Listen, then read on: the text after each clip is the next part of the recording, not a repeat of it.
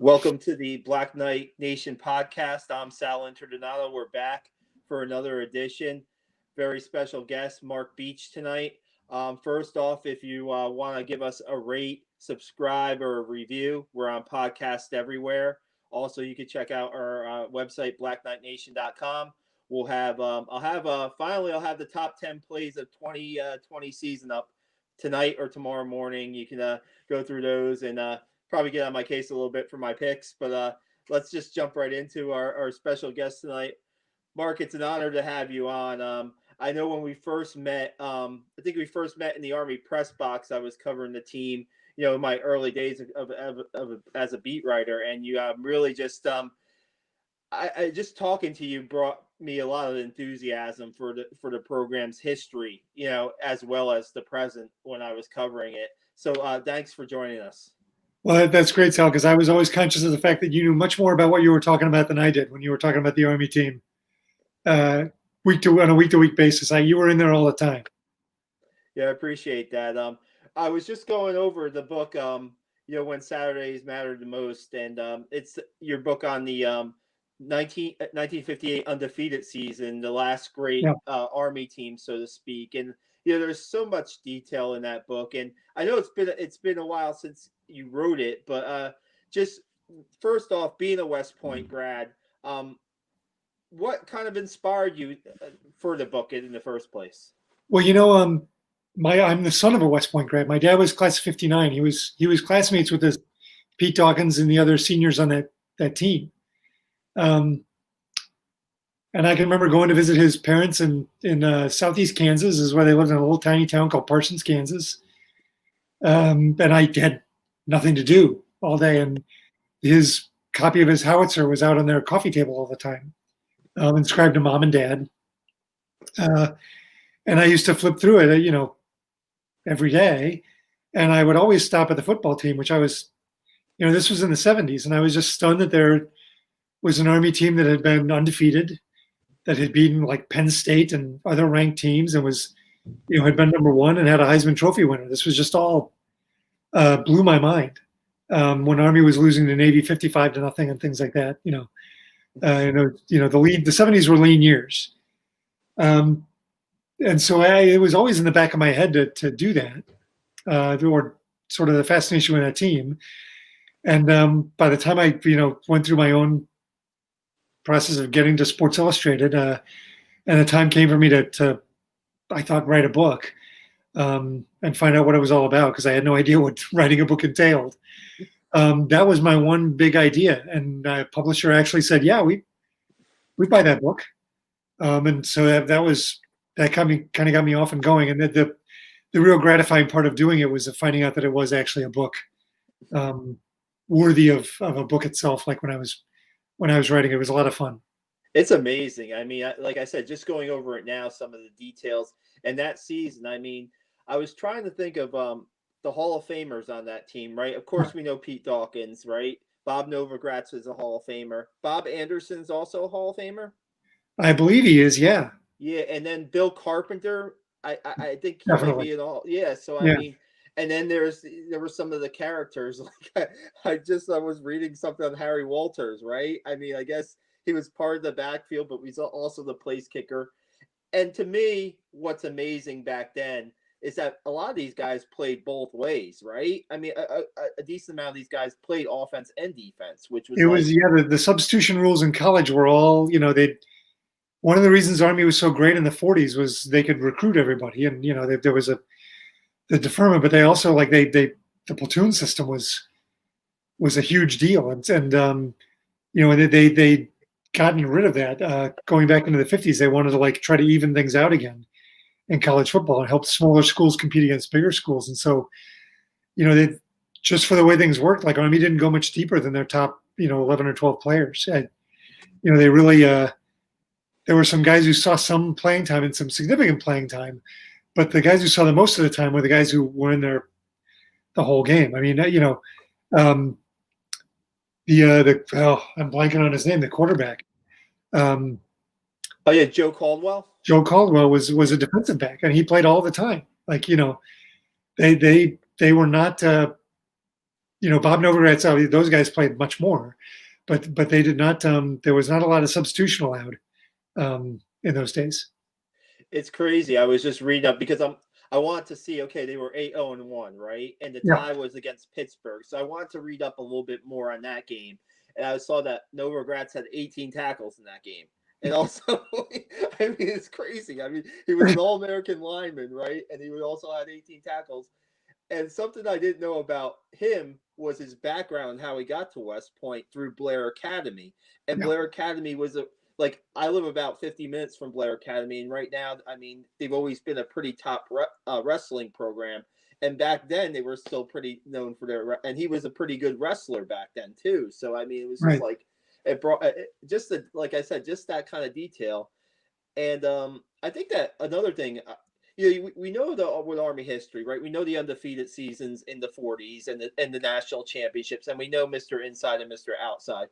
But that backfield in '58, even before '58, when you have Dawkins and Bob Anderson in the backfield, I mean, they don't get. I don't know if they get as much, not credit, but are they up with the Glenn My Davis and Doc Blanchard? my sort of sacrilegious feeling, and I'm biased, of course, Mhm. after writing the book, was that the '58 team was the greatest Army team of all time. I mean, those wartime teams were terrific, but they were playing in a lot of cases against lesser competition. And Army enjoyed a significant recruiting advantages in those days. And there was, as we talked about the platoon system, the '58 team, those guys played Ironman football. They played a full schedule.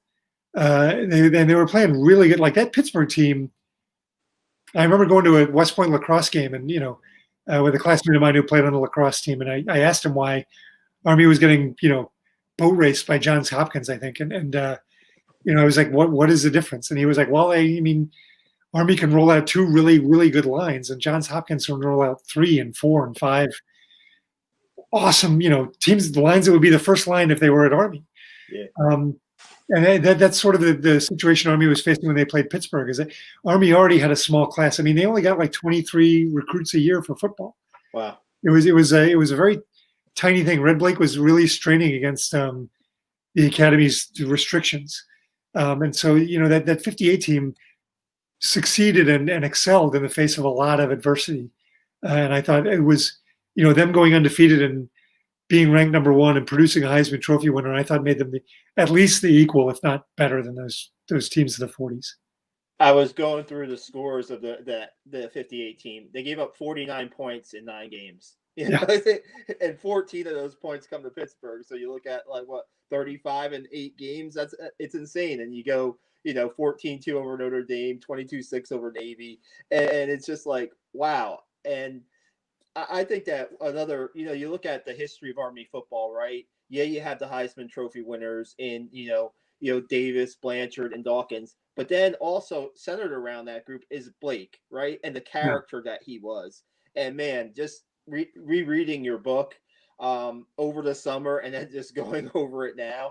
I mean, man, he was definitely a different right back then, a lot different, right, than what you saw probably as a coach. I mean, put in everything into the program. So Yeah, he was very like I think in a lot of ways, like Red Blake is still a source of some controversy at West Point. I think he was one of the things he was training against, and when he retired in '50 after the '58 season was a superintendent with whom he was a rival who wanted to de-emphasize some of the football program.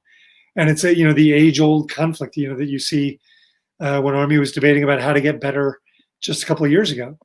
And a lot of that, predated Red Blake and certainly continued through his time there. And the 51 cheating scandal was really him bringing the team back from that decimation was, I thought, the third and final great stage of his career. He'd had the first stage when he was a young, fiery coach, and he had the middle stage when he had all the greatness, and then he had the latter stage when he rebuilt this program on the lonely end offense was like from outer space when it was introduced. I mean, nobody could believe it. yeah, what did he nickname Bill Carpenter Spaceman or something like that? Something. Oh, I don't know. Carpenter always preferred the term lonesome end. Yeah. which Blake thought was, I think he wrote in his biography, he wrote that it connotes something that's too forlorn. It's a forlorn quality, and he preferred lonely end. Yeah. And so there was always a conflict there. But so Blake was very particular when you talked to the media about calling him the lonely end. Yeah, I mean that's another part of the season, right? Him coming up with the it was kind of a formation more than an offense, Yeah. would you say, or how would you describe the Yeah, I looks of mean, that?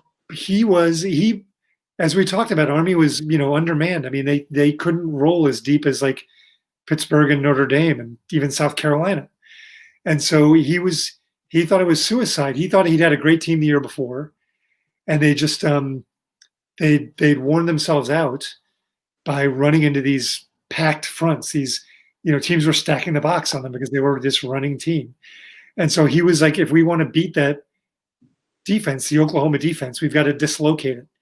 And his solution to that was to split an end way outside. I mean, there have been wide receivers in football. There's nothing new under the sun. There have been wide receivers before, but there wasn't one who'd never come back to the huddle, who was just out there all the time. And that was a move. The legend is true. It was a move purely to conserve Carpenter's energy. They left him out there all the time, and nobody knew what the heck was going on. But he was so far out there that nobody knew how to rotate their secondary to cover it. And it opened all sorts of things up in the running game and the passing game, including for the halfback option, which was Blake's favorite play. Yeah, I mean, it's just it's so unique that that offense now you do see a formation that might look like it, but back then it was like, right. I mean, Right. And I talked to Homer Smith, actually, that he was an yeah, offensive genius and a former Army coach. And I was like, his innovation that the lonely end itself wasn't the innovation. The innovation was the defensive counter to it, which was to roll a safety up into the flat. And so every time you saw Leroy Butler or Troy Polamalu out there in the flat blitzing a quarterback, like that's from the lonely end is where that started, is rolling the safety up into that sort of no man's land. it's absolutely great. That's the correlation is just amazing that it could go back that far. We were talking beforehand of that. You see now with Army football having some success, and you look at they had the 11-win season, the 10-win season, and me as being younger and not really knowing much about, like, where do they fit in history, I'm asked a lot. Where would those teams compare? And it's hard for me to say that the 2016 team or the 2018 team it's hard to compare eras, right? I mean, Right. but having you on really can give some insight into the the so-called glory days of Army football, right? When yes, the 40s, and then what the Blake years, so to speak. Yeah. And I think it's just great to, like, these stories. I mean, I was just reading about Red Blake. It seemed like that he knew the night before against Pittsburgh that he was so paranoid about the field conditions, right? I mean, it Right. was so, like, and then he had a couple guys check it out, and then of course the field conditions are pretty much what he expected. They weren't great, and maybe that might have led to, we talked about how good the Pittsburgh team was, but that might have led to maybe slowing down maybe Army a little bit in that game. But it just seemed like he had the sense that was, he just had that sense of maybe a sixth sense, so to speak, about the game, and Yeah. maybe thinking ahead. College football was so different. I saw a lot of film on the 58 team. And what was amazing to me is just how different football looked back then. I honestly believe if you lined this year's Army team up against the 58 team, this year's team would probably beat them. Like,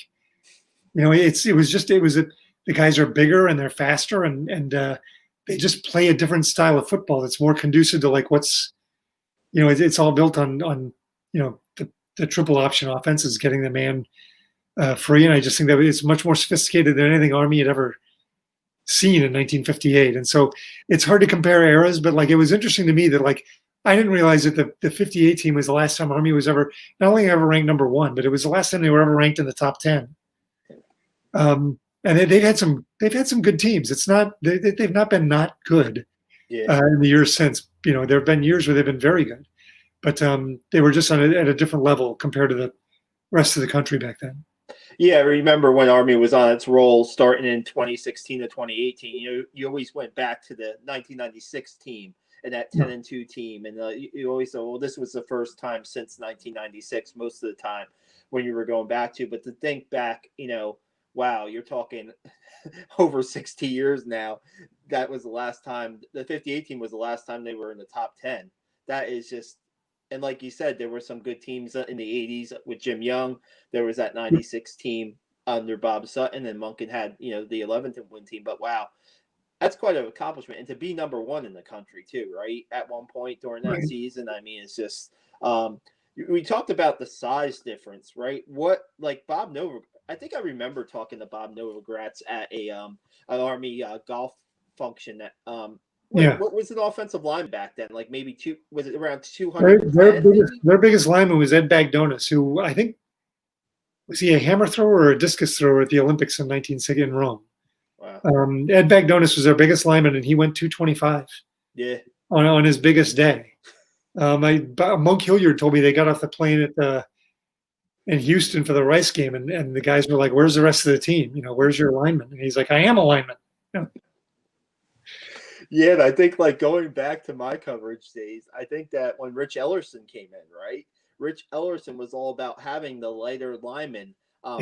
Yeah, and I remember like Army lining up a 240-pound like left tackle at times, going up against a guy who was like, almost had not 100 pounds, but 60+ pounds on him. It was I don't know if that was just Rich Ellerson's style back then, or I don't think he was throwing it back to the Red Blake years. I doubt it, right? No, I mean, I think Ellerson, I so wanted him to succeed. I thought he got so many things about the academy and about cadets. But I remember when he told me that, like, he wanted his lineman to be able to play a linebacker, and he wanted to be able to plug anybody in anywhere on the field. And I was like, this doesn't sound like it's going to work. And they did actually go to a bowl game and win a bowl game. So, he was doing something right, but it was not sustainable. I don't think that whole interchangeable theory of players. I think he probably was the only Army coach that would ever put Ali Villanueva at wide receiver his senior year, right? I mean, yeah, I think of that every time I see him. Like, he's a stud left tackle for the Steelers now, and the guy was a tight end and a receiver at Army. It was crazy. It was nuts to see that, like walking into the Foley Center I think it was probably preseason practice, and I see the equipment managers is about half Ali's height, trying to get a new jersey on Ali that was like almost half fitting him, so to speak. And I'm like, and we even shot a picture of it when I was at the newspaper. And I'm like, really, this is happening? And he had a guy, I'm pretty sure he started as a tackle his junior year, almost every game during the season. Yeah. And talking to like Steve Anderson does a podcast with me. Man, they just raved about like Ali, right? And his just physical gifts, and that he could probably play anywhere on the field for his size. But Ellerson puts him at receiver.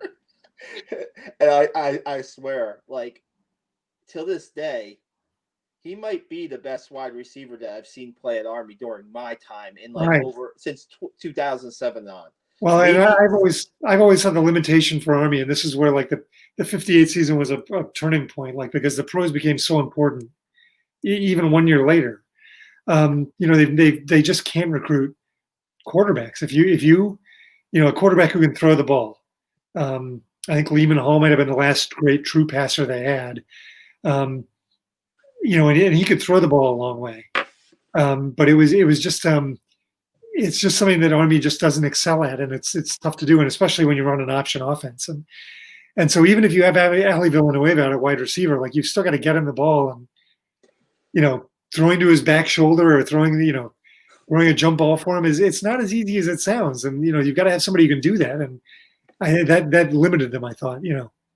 Yeah, I mean, I look at like in the last couple of years, you look at Kelvin Hopkins. He was probably one of Army's best throwing quarterbacks in the last decade to see. And even like, I think that even having Hopkins, sometimes the way the mentality of the play calling is, they don't want to throw it that often. If they throw it double digits a game, that's really a lot in our. I remember when I was a cadet in the 80s, and everybody they'd been 6-5, and they'd won games, and they'd won bowl games, and people were like antsy for Jim Young to start throwing the ball. And I was like, are you nuts?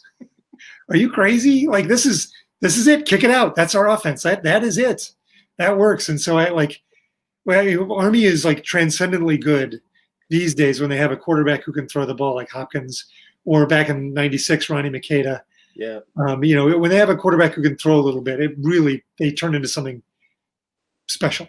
It's crazy when, like, just from the last few years, when you look at Ahmad Bradshaw and like not having a completed pass and winning a football game, and or maybe not even attempting a pass and winning a football game. I mean, it's just, and then you hear it from Army fans all the time. I think there's this one fan that I've heard from for the last 15 years that want to throw the short pass, to get the because like you said before with the lonesome end, right?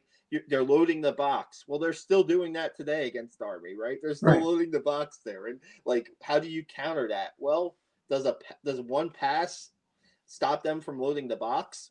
Maybe, probably not. So I mean, it's just. I think that the way they do it now is pretty smart. Like, they pick their spots and they take their shot, and they 2 times out of 3, it seems to me, it succeeds, and that seems to be just enough to loosen things up. But like, teams know they're going to run, and the option is predicated upon sort of breaking it down to like the quarterback read and then a one-on-one matchup between whoever's the ball carrier is, and there's a tackler out there. I like Army when they run the ball. I'm just fine with them running the ball all game long. Like, I've seen, like, that was Todd Berry's whole thing, was we're going to turn it into a spread offense. Like, you got to be kidding me. Like, this is not. I knew that was doomed to failure, like, from the moment they tried it, but they were going to try it. So, okay. Yeah, and then you. Sorry, I'm complaining now. Sorry. Yeah, now if we go back there, then we realize how much that set back Army, right? How long that set back Army doing that. I mean, set back almost a decade of Army football was set back because maybe of a decision like that. And that's right.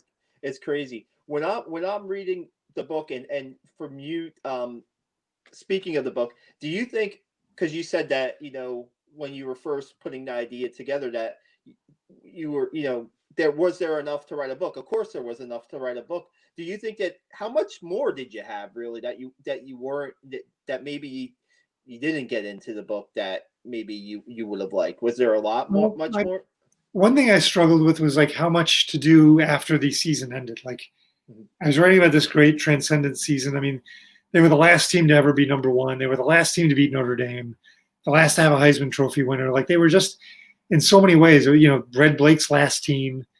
They were just this amazing, collection of guys, but they also like went on to like lives for a year. What Bill Carpenter did is like incredible. And Dawkins really had an amazing career, and Novogratz and all these, me putting an appendix together of like, sort of with a précis on everybody's like sort of like later years was my solution. But I'm really still not satisfied with how I was able to end that book, because I would have liked to have like, given some of the guys their due. I mean, Monk Hilliard was in the Army for 25, 30 years. Like, but Bill Rao went on to a great coaching career and almost became the coach to Army. Like, there's some interesting dudes. I didn't get to finish their stories to a certain extent. Yeah, I mean, Army football players especially, right? Yeah, it's the football for their 4 years, or in this case, right, 3 years, back in the day. But then their careers after can be as engaging as their football careers, right? I mean, because of what they're doing after they graduate. That's so much different than most, right? I mean, it's crazy to see Dawkins. I mean, crazy. Yeah, it's a unique crew, the 58 team. And I remember one of the trips I made, I had to pick and choose my trips because, I had my advance and I still was working at Sports Illustrated. So I had to like pick and choose when I was going to travel. And I went out to Montana to see Carpenter and spent a long weekend sort of basically staying in the town outside his home where he lived, but then spending all day at his house, but basically in his basement, going through his the clipping books that his mother had put together for him. Like, I was really, and talking to him, but I remember him stopping me at one point and being like, look, if this is about me, you can go home right now. Like, this book is not about me. It's about Red Blake. And I mean, it was delivered in typical Bill Carpenter blunt fashion, but that was one thing that I think was unique to all of them, was they wanted, and you mentioned him earlier, they went on and on about how that team began and ended with Red Blake. The very first interview I ever did for that book was with Bob Novogratz, and we were about 2 minutes in, and he told me it was all about Red Blake. That he defined that team in that time in so many ways at West Point. And it was funny because, there was this romanticism that's grown up over the Lonely End. And I had the playbooks. I had, one of the assistant coaches gave me the playbooks. I had the Lonely End playbooks for a long time. Wow. And they weren't that different. And I was going through them one time with Bill Rao, and he was like, we didn't notice anything. Nobody walked out of the first day of practice going, wow, we're really doing something different here. They never gave it a second thought. They just, they trusted Red Blake implicitly, and they did what he told them to do. And it turned into this incredible season. Yeah, I was looking at some of the playbook drawings, so to speak, in your book. Yeah. And what I see the bazooka formation. Was that a formation, the bazooka? What was that? I think I'm trying to remember. It's been a while, but that's the unbalanced line, I think. Yeah. So the bazooka formation was an unbalanced line that they'd used the year before. And I think on the first running play of the game, the second play, the Army received the opening kickoff against Notre Dame, and they played in Philadelphia at the Polo Grounds or something. Yeah. And they received the opening kickoff, and the first play was a running play to Anderson out of the bazooka formation, and he went 81 yards for a touchdown. And he's like, all I could hear was my foot hitting the ground and my breath. And then I got in the end zone, and the waves of sound just washed over me. It was tremendous. But Blake took the bazooka formation, which was an unbalanced line with the two tackles. Yeah. I believe it was Novogratz and Hilliard lined up next to each other. Yeah. Was it, or I'm going to blank on the lines there, Sal, but it was an unbalanced line. And basically, Don Usry was all by himself next to the guard on one side of the field. Yeah. And on the other side, it was unbalanced with Carpenter way out there. And that was how they ran their whole offense the next year, was out of the bazooka formation. Just when you talk about unbalanced lines, that's something that Jeff Monken and Brent Davis have incorporated to the current Army. That's right. Offensive scheme, right? And you see and it worked. A lot. Yeah, it's working, and you see a lot this year, especially. Chris Cameron is their number one tight end. Yeah. His dad is Cam Cameron, the college and pro coach. And you look at he'll go to one side. Sometimes he'll go to one side and they'll move the tackles over to the other side. And you look at Chris can play tackle at Army if he wanted to. He's that big, and he's almost like, in a ways, he's almost another lineman. But when you see the unbalanced line, I mean, I think they started doing that right around when they started having those successful seasons, like the 8-win season, then the 10-11-win season. And you look at them like, what's going on here? Oh, wait. And sometimes they actually would masquerade a sixth offensive lineman as a tight end. I know they did it with Brett. I think Mike Johnson, currently the senior guard on the team and one of their best blockers, I believe his freshman year, I recall him going into the game with a jersey number in the 40s and playing like that, the tight end spot, and almost like giving him an extra offensive lineman. Did he go out for pass? I don't remember. I think he was just in there to like block and stuff. But it's pretty neat to hear back in the 58 season that the unbalanced line was a pretty big part of the Army offense. And now today, the coaches have incorporated some of that. Maybe, I don't know if it's from, who knows where it's from. Is it from watch? I don't think it goes back that long, but it's pretty cool to see that. I believe Cam Cameron is the son-in-law of Army's offensive coordinator for the 58 team, and I'm trying to remember the guy's name. Would you let me grab my book back here? I got a copy of my book. Absolutely. Hey, guys, people that are listening right now to us, if you have a comment or a question for Mark or I, please feel free to send it in through the live chat. We'll put it up and we'll answer it and comment on it. It's great having Mark Beech here. He wrote the book When Saturdays Matter the Most. It's the last golden age of Army football, the 1958 season, and we're just finding like different connections here right now. Tom Harp was the offensive coordinator, for want of a better term, in 58, and his son-in-law, I believe, is Cam Cameron, the NFL coach. I said Tom Harp went on to coach at Cornell. He'd been a high school coach in Ohio before he got to Army, but he was integral to the birth of the Lonely End. I remember he told me this story about, Blake met them on New Year's Day or something, and because no team was going to get a jump on Army football, and he was, he told them what their offensive problem was, and he wanted them to think about it. That they had to figure out some way to beat the Oklahoma defense, which was basically a run blitz on every down. Yeah. And so he gave them all a week to think about it, and he said, "We'll come back here in a week, and you'll present your ideas." And Harp couldn't even remember if they got through their ideas. Blake drew the lonely end formation on the board, and he said, "What if we put this guy out here?" And they were like, "Well, sir, that's just a wide receiver." And he was like, "But he's out there all the time." And then they went up and stood in the snow, and they realized, on Mikey Stadium on the field up there, and when they realized how far Blake wanted the lonely end to stand out there, they were like, "Well, this could actually be something." It's crazy. I was thinking about reading the passage in the book about how Pete Dawkins actually got, he was kind of buried on the depth chart before, I guess, before his sophomore season in the scrimmage against Syracuse. He takes a punter kick return to the house, right? And Blake says, "Okay, we can use this guy. This is a guy who became a Heisman Trophy winner." That I don't know if that doesn't happen. Is he still going to see the field and be likely, right? But I mean, that was something that really caught my eye, that story. It's funky. Like, Dawkins came as a left-handed quarterback, and what I didn't realize about Pete Dawkins was he came to West Point right out of high school. I realized that about Pete Dawkins. I didn't realize about most of his teammates. They all, Carpenter was my dad's age. Carpenter spent a year at Manlius. Oh, they all almost all of them went to some sort of prep school. I think Bill Rao and Dawkins were unique in the sense that they didn't spend any time at any prep schools. They came straight to West Point. And you're exactly right. Dawkins was buried on the depth chart as a left-handed quarterback. I mean, people make a big deal about the halfback option in 58, but Anderson completed 10 of 15 passes. I think Dawkins was like 3 of 12 or 3 of 8. He wasn't a great passer.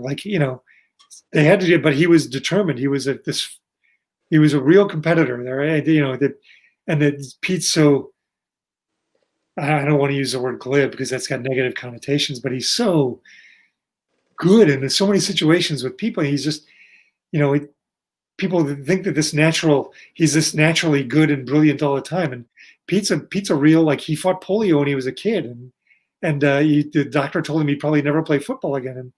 And what I found was Pete's whole attitude was born from something, basically, "I'll show you."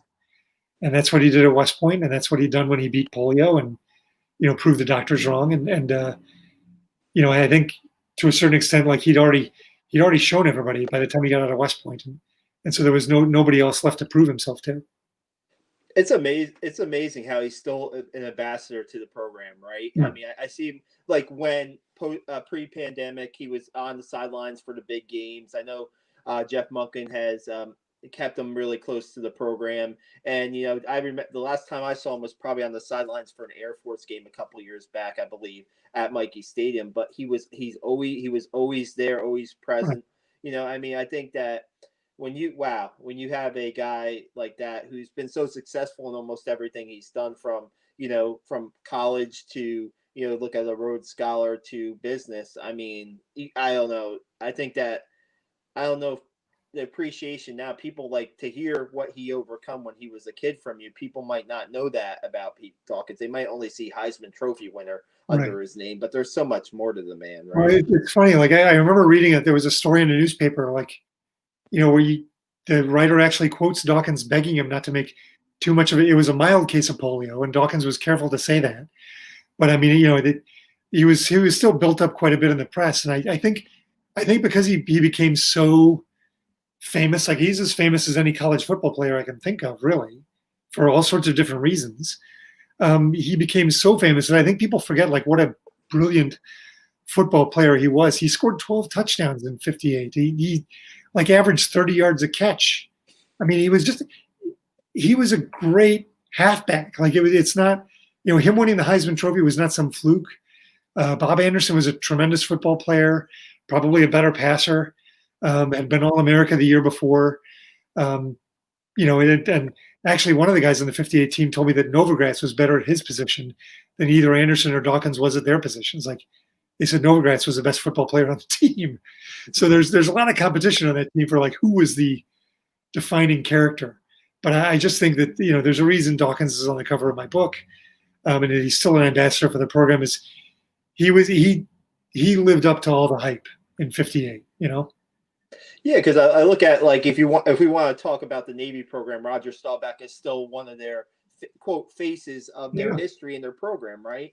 And I think that Pete Dawkins doesn't really, I don't know, doesn't get the mention maybe as he should, as being a legend that he was. And I think sometimes I'm more, and this was me too. I mean, Raleigh Stitchway, right, the quarterback during the Staubach times, I tend to maybe reach out to a little bit more when I was doing a story about the history of the program and stuff like that. And yeah, I would contact Pete when I could, but maybe I wish I would have reached out a little bit more, to him, because I think there was the stories in the book of, when I was reaching out to him for the book, he's a busy guy. Yeah, it was. It was like, okay, you had to go through a secretary, which was the same with Staubach too. When I tried to get Staubach on the phone, you leave a message and you keep your fingers crossed that you get a call back, right? Exactly. And, but I mean, it's just like, I think that you look at, like, we talked about this team. I mean, wow, is there anything that we really haven't said about the '58 team? I mean, yeah, we could talk for hours about just their greatness, and maybe kind of in the whole picture of college football, like, and even their players, maybe just not as appreciation that maybe should have been a little bit more. Yeah, I think I think it's appreciated as being sort of a magical season, a fluky season. And I don't think it was getting quite the respect it deserved as a great season. A deeply great season. And so that was one reason I felt like the book, one thing I learned as I was writing the book that I felt, sort of deserved to be brought out some. No doubt. And now you followed this up with a book on the Packers, right? Yeah, I took basically a 5-year break between the publication of the Army book and the Packers, and then I remember talking to my wife about it one night, and I was like, in 2 years the Packers are going to turn 100, and nobody's doing a book, and if I don't do the book, I'm going to kick myself when somebody else does it. So I'm going to do it. And she was like, okay. And we both didn't quite know what we were getting ourselves into. We've got 2 little kids. But yeah, it was an undertaking, more of an undertaking than write about one season. I had to write about 100. Wow. Now, you grew up a Packers fan, right? Or no? Sort of. Like, I was, my dad was a West Point grad and in the Army. So we moved all the time when I was a kid. If there was a team we rooted for, it was probably the Washington, at that time, Redskins. Yeah. Because, like, they'd been on the radio when my dad was a kid, and he followed them all along, and so I followed who my dad followed. But when we moved to Wisconsin, even though the Packers were terrible, it was hard not to become, rooters and supporters. But I had a big kind of conflict with my publisher when I was doing the promotional materials for the book, because I didn't want to describe myself as a fan, because I tried really hard to make it a serious work of journalism, of history, because the Packers history is really good and it's been told wrong a lot. And so my goal was to get it right. And so I devoted a lot of energy to that. And it took a long time and a lot of work. When you think of NFL franchises, right? I mean, I don't think there's one with a deeper history than the Packers, really. Well, I think you follow the Arizona Cardinals, and I think the Cardinals, besides the Bears, the Cardinals are the Cardinals go back to 1897. I mean, it's crazy. Yeah. But they've been around in one form or another since then. The Packers go back to 1919, August 11th, 1919, was the day they were created and the day they were born. And Curly Lambeau was there. 1 year later, they were 2 years later, I think they were in the NFL. And so it's, they're sort of the last of the small town teams. And they've existed because the town was so invested in keeping them alive. And it was really, besides the Lombardi connection, there were all sorts of, fun things for me to write about. It was just people talk about the Packers as being different because they're publicly owned and they're from the smallest town in the NFL, but it goes beyond that, because the rivalry grew out of there's a river that divides the town from east from west, and that rivalry means much more between those two sides of town, means so much to the people in that town, and that's what the Packers grew out of, was the rivalry between Green Bay East and Green Bay West High School. And so they literally they go back to the land itself and the people, and they were kept alive. Their first stock sale was in 1923. So they've been selling stock and been publicly owned for almost their whole history. Wow. Yeah, a good friend of mine is a Packers fan and season ticket holder, and he would. I mean, just the passion that they have for their team is incredible up there. I mean, I had a chance to go up there not during the football season, but just it's incredible that you have to see that now to see the success that they're having this season and what Yeah. they're one win away from another Super Bowl, right? So I mean, it's just kind of crazy the consistency of the franchise, no doubt, right? It really is. I mean, the 70s and the 80s were lean times. I mean, I still think the most important player in franchise history. I mean, you want to go back to Don Hudson or Curly Lambeau, but like, it's Brett Favre. He really was on the field behind the resurrection of that team. There was Ron Wolf in the front office and Bob Harlan, but Brett Favre was the guy on the field making it happen. And it was. I remember I was a young Army lieutenant coming back to Wisconsin every year after 92, and it was weird. Like they were, he was winning these MVP awards, and it was like validation of what we were all seeing. And it's crazy that the Packers have had two quarterbacks since 1992, basically, Brett Favre and Aaron Rodgers, and it's really like I know the bad times are coming. It's kind of like there's going to be a bad quarterback at some point, but like so far so good. You look at what Brady's people in Green doing. Bay do have a sense of like appreciating it while it lasts. You look at what Brady's doing this year, and why can't Aaron Rodgers play until he's 40, right? At least, maybe, I don't know. I mean, I don't know. Like it was funny watching Brady and Breeze on the field on Sunday. I mean, the one guy was clearly still playing just awesome, and one guy was coming to the end of his career. Like, I think Breeze. I think it was time for him to go, or he saw the writing on the wall. Not time for him to go. I wouldn't presume to say that, but it was funny to me that there would be a drop off for Breeze, and Brady seems to be the same guy he was in 2000. I mean, what's that guy doing? It's crazy. Hey, how fun was it when you were doing the Packers book? You talked about it briefly about the connection of Vince Lombardi, the Army connection of him being, a coach at West Point, and then kind of doing. I guess there's some research involved there too. I'm sure the Lombardi stories come to fruition. I heard one that was just a recruiting story about Lombardi that was just crazy. So I mean, I'm sure you have some good ones. Oh, well, I know that I remember the story I always heard was there was Red Blake saw him chewing out a cadet on the field and one day and pulled him aside and like as Blake would do, he issued a private correction to Lombardi and told him that we don't do that on the football field here, Vince. These kids get yelled at all day. Tone it down.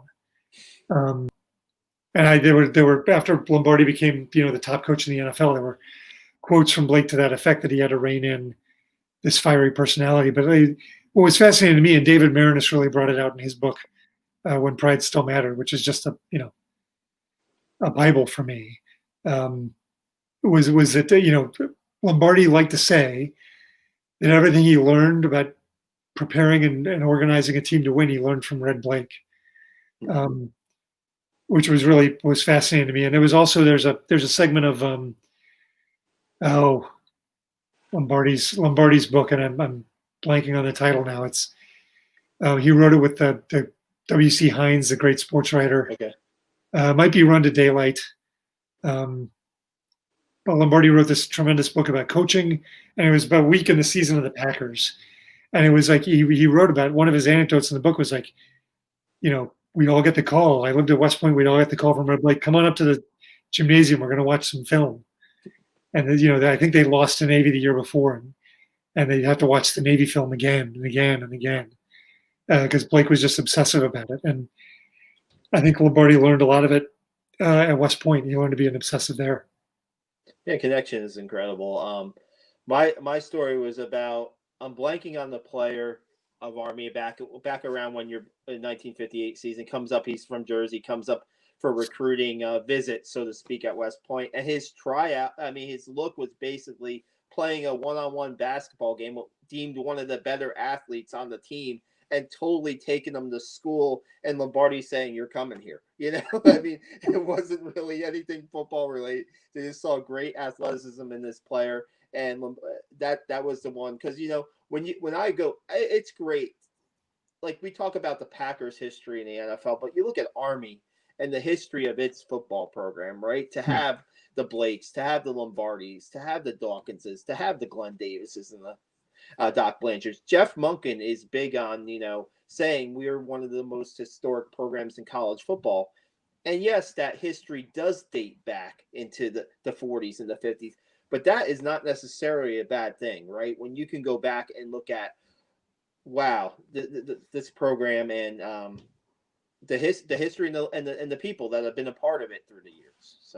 So much of like the early history of college football and football in the U.S. in general has been written by West Point graduates. It's a fascinating thing when you go back into the history of the game.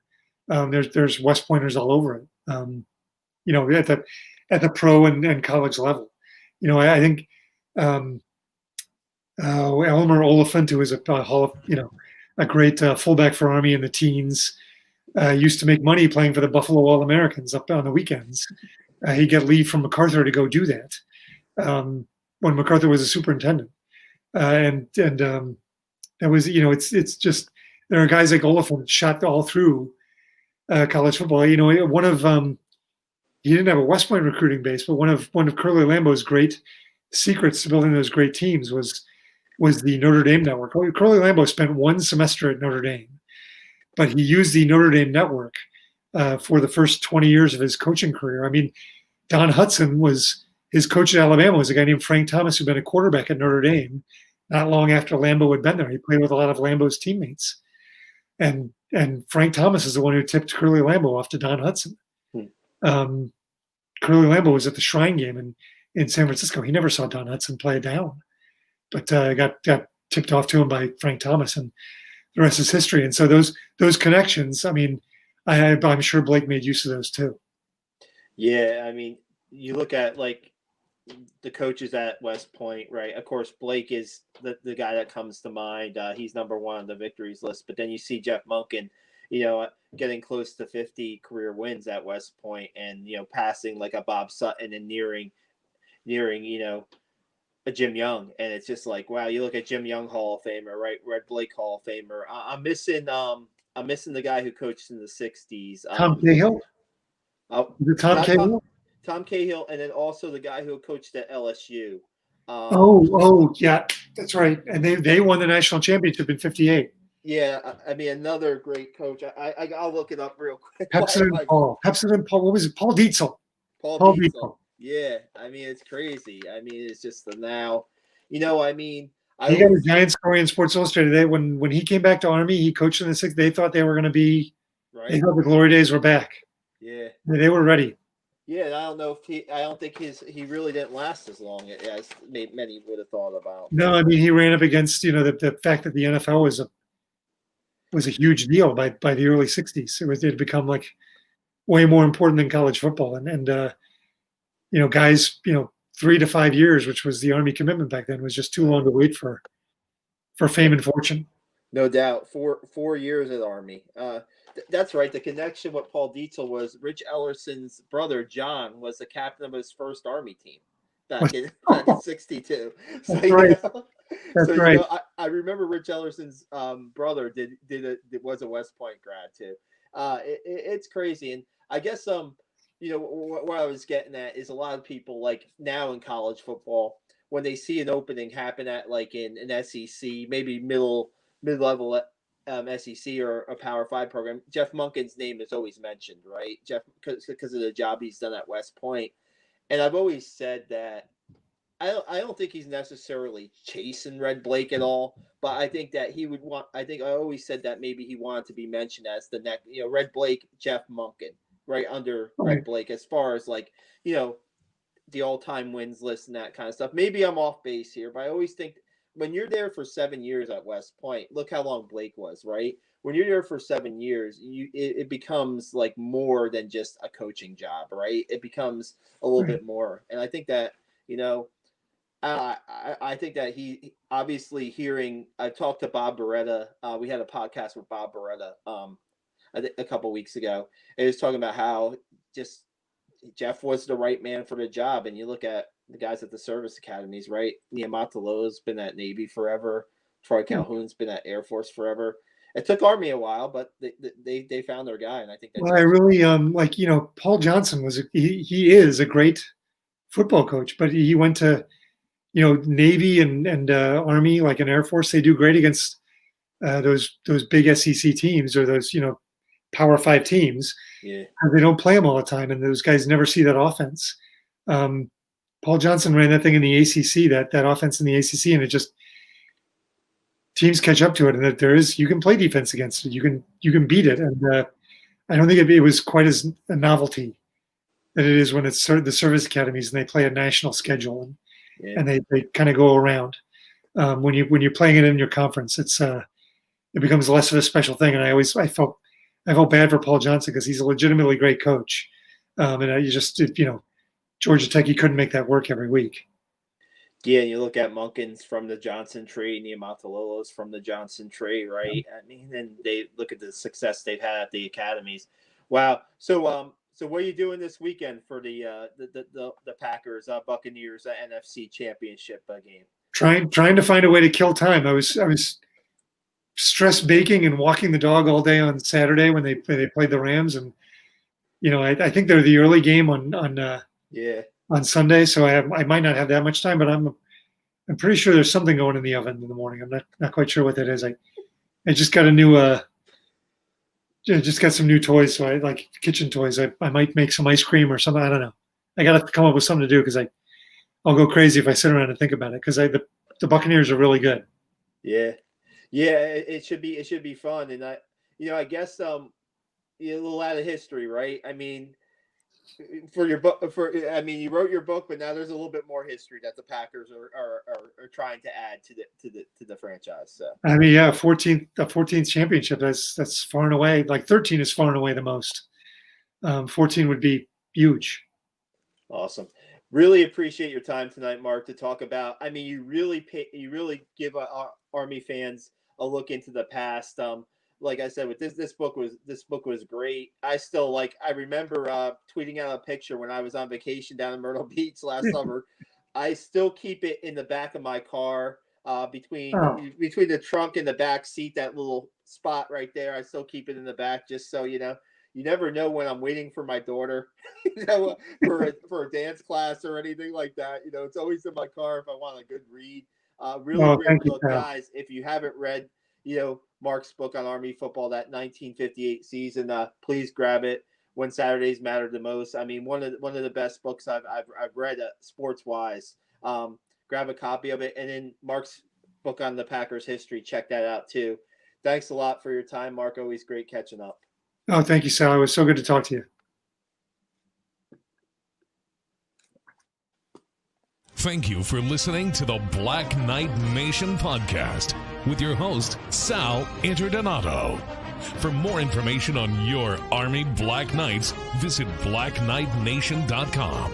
And be sure to subscribe, follow, rate, and review on your favorite podcast app.